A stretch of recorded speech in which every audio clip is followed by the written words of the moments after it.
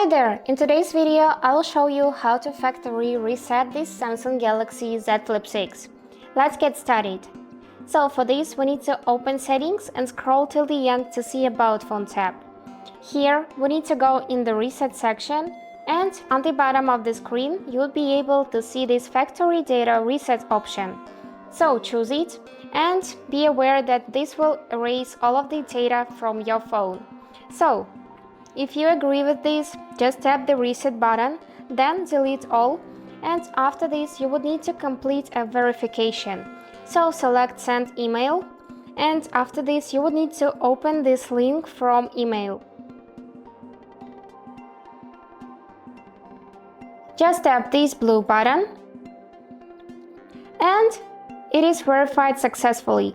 We just need to return to the settings, and now the reset process has been started. So that's it. I hope this video was useful for you, and thank you so much for watching.